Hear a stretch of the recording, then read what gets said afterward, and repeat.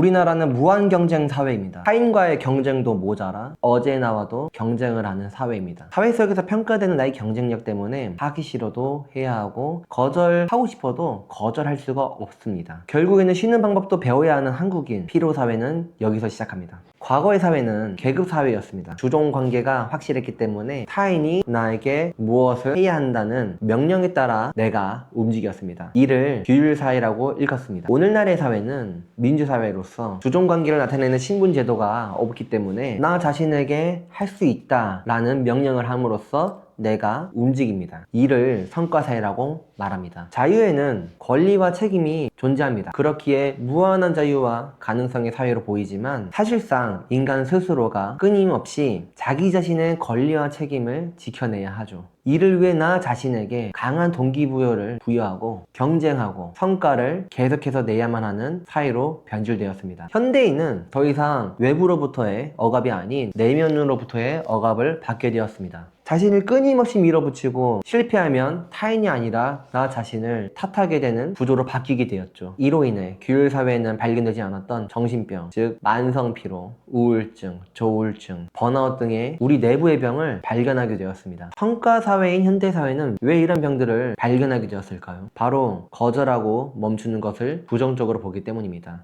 부정적인 것을 부정하기 때문에 현대사회를 긍정의 언어로 가득 채웠습니다. 할 수 있다. 자기 자신의 한계를 뛰어넘어야 된다. 저조차도 동기부여를 말할 때 할 수 있다는 긍정성을 가득 넣었습니다. 제가 느끼기에는 요즘에는 할 수 있다는 말보다 할 수 없다는 말을 듣기가 더 어려운 것 같아요. 모두가 할 수 있다고 얘기를 하고 있고 오히려 할 수 없다고 말하는 게 더 용기 있는 말인 것 같습니다. 그러나 우리는 부정성을 가진 사람한테는 배울 점이 없다고 말하는 사회입니다. 언제나 밝고 언제나 도덕적인 사람, 언제나 옳은 것만을 추정하는 사람을 존경하는 사회입니다. 그런데 아이러니하게도 그런 사람들 곁에 있으면 피곤해 본 적 있지 않으세요? 그럼 우리는 왜 부정성을 잊었을까요? 현대의 우리는 너무 바쁘기 때문에 1초라도 멈춰서 사색하고 깊은 고민에 빠지는 시간을 잃어버렸습니다. 너무 많은 정보, 외부 자극도 너무 자극적입니다. 그만큼 내면의 깊은 사유와 나 자신과의 대화는 사라졌습니다. 우리는 깊은 사유와 나 자신과의 대화를 통해 이끌어낸 말을 하는 사람들을 보고 오글거린다, 너무 감성적이다, 굉장히 쪽팔린다 등의 거부 반응을 하게 됩니다. 그 결과 인간은 피로하지만 동시에 공허한 존재가 되어버렸습니다. 내 안에 깊은 사색과 나 자신과의 대화가 무참히 짓밟혀 버리게 되는 것이죠. 우리 현대인 스스로가 편히 쉴 수 있는 내면의 휴식의 시간을 없애버린 것입니다. 그렇다면 우리가 피로감을 없애기 위해서는 어떤 방법을 취해야 되느냐? 피로로부터 자유로워지기 위해서는 아무것도 하지 않은 깊은 심심함이라는 문구로 이에 대한 답변을 합니다. 아무것도 하지 않은 그 속에서 자유와 아무것도 하지 않는 것을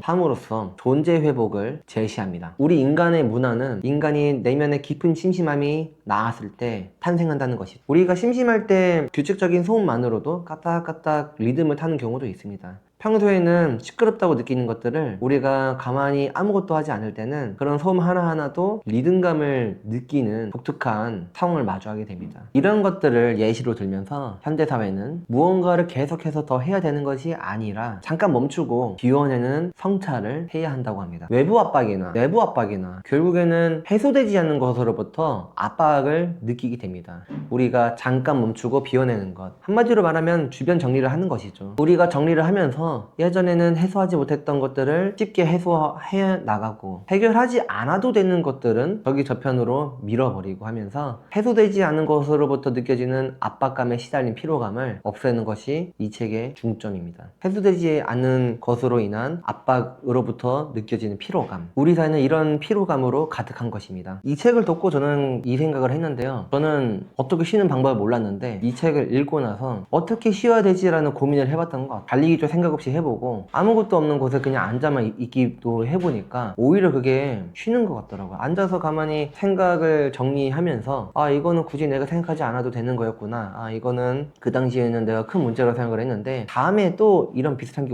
오면 그냥 물 흘러가듯이 넘겨야 되겠다, 굉장히 신기한 경험을 하게 됐습니다. 우리 부모님 세대들은 가끔가다 아무것도 하지 않고 가만히 계시잖아요. 저는 이런 정리를 하시는 것 같아요, 내면적으로. 그리고 이 책은 제가 군대에서 처음 읽게 됐는데 제가 좋아하는 선임도 책을 굉장히 좋아했어요. 근데 그 선임이 읽는 책이 굉장히 멋있어 보였어요. 그래서 물어봤죠. 그때 이제 그분이 번역을 할 때라서 편하게 말을 놨는데, 형 지금 있는 책 나도 읽어봐도 돼? 너 굉장히 어려울걸? 너 이거 얇아 보이지만 꽤 시간 걸려. 무슨 소리야? 이거 이해하기 좀 힘들 거야. 근데 읽어보면 굉장히 도움이 될 거야 라고 해서 그때 읽었던 책이 이 책이거든요. 제가 뭐 고전소설이나 이런 걸 읽었는데 현대 철학책은 그때 처음 접해봤습니다. 굉장히 재밌더라고요. 제가 일주일 동안 이 책을 5번 읽었는데 이해를 못했다가 마지막에 6번째 읽었을 때 그때 이 책이 이런 내용이었구나 라는 것을 알게 되었어요. 굉장히 어려운 말들이 막 섞여 있는데 결국에는 이 주장에 대한 근거를 마련하기 위해서 말씀하는 것이라는 것을 깨우치면서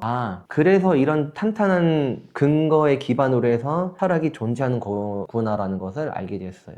그런 근거가 없는 주장이라고 하면은 탄탄한 기반의 그 인간 철학 사상이 발전되지 않았을 거라는 걸 많이 느끼게 됐습니다. 마지막으로 저는 짧고 강한 걸 좋아하는데요. 이 책이 굉장히 그랬습니다. 짧고 강해가지고 한명철 작가님이 쓴 책을 거의 다 사서 읽어봤어요. 근데 이해를 못한 것들이 꽤 됩니다. 다 책이 얇은데 어떤 거는 금방 이해가 되지만 어떤 건 이해가 안 돼요. 여러분들도 이 피로사회를 읽어보고 한명철 작가님의 여러 가지 책을 찾아서 읽어보시는 걸 추천합니다. 우리 사회에서 투명성 이런 것에 대해 굉장히 냉철하게 판단을 하시는 분이기 때문에 읽어보시면은 우리가 사는 삶에 큰 도움이 되는 철학이라고 생각이 됩니다.